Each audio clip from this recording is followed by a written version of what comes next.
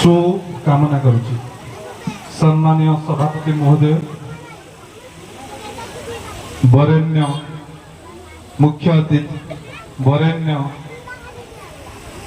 मुख्य वक्ता, वरेण्य विशिष्ट अतिथि, मंचासीन विशिष्ट व्यक्तित्वधारी ज्ञानी गुणी व्यक्तित्व, एठारे उपस्थित थिबा सारुकुणा ग्रामर समस्त गुरुजन लघुजन एवं मोर स्नेहर छोट छोट छात्र छात्री तत्सहित आम विद्यालयर यही आनुष्ठानिक कार्यक्रम पाई निजर भल पाइबा को जाहिर करबा पाई सुदूररु दौड़ी आसीथिबा धाई आसीथिबा आमर सही शिक्षक शिक्षयित्री बंधुगण, जो आमर प्रिय शिक्षक दशरथ सारंगर संबर्धना सभा आम एठारे उपस्थित अछंती समस्ते हृदयगम करिथिबे।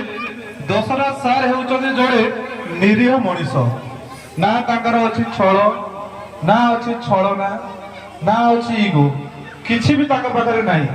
जहां कहले हाँ रे हाँ, ना रे ना, निरीमाया मनीष। तांको सहित आगुर तो विशेष परिचित मन नथिली, तथापि एही 3 वर्ष कार्य काल समय सहित मु मिसिली। पाखरु मु जतिके शिक्षा कली एही शेष समय आम एते भल पाइबा उजाड़ी जाइछन्ति कि से हुए तो आज आम विद्यालय आनुष्ठानिक भाव में विदाय चली जिवे, किंतु से ताकर जे भल पाइबा डोरी रे हमको बांधि देई गले ना आमे ताको एबे भूलिबु ना मला पर्यंत भूली पारिबु। मु एका एका मोर वक्तव्य नय, एहा होची आम सारुगुणार प्रत्येक व्यक्तिकर वक्तव्य, प्रत्येक व्यक्तिकर हृदयर कथा। परिशेष एते कि हमर दशरथ सारंकर प्रभु जगन्नाथ पाखरे उत्तरा जीवन उन्नति काम अवसर सहित बहुत क्लोज थी कि किसी समय भितर 6 वर्ष 5 वर्ष भितर सार सहित मिसी सार सहित भोटर कम करते किसी समय सार बहुत अति सरल। सुशांत सार जमी कहते कि सार अति सरल सरल निष्ठवट लोक समस्त सहित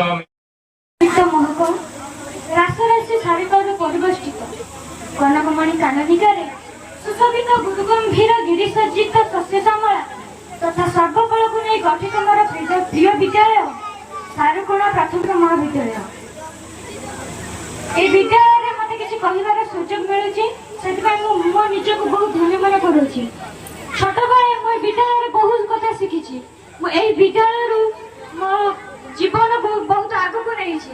ए विद्यालय जदि मु न पढ़ी थांती केबे केबे आगु को केबे जाई न पड़थांती। ए विद्यालय ममता दीदी सुशांत सर एमती बहुत शिक्षक अच्छा जहाँद्वारा कि जहाँ को आज स्थान राज्य छिड़ा मोर बालीबड़ी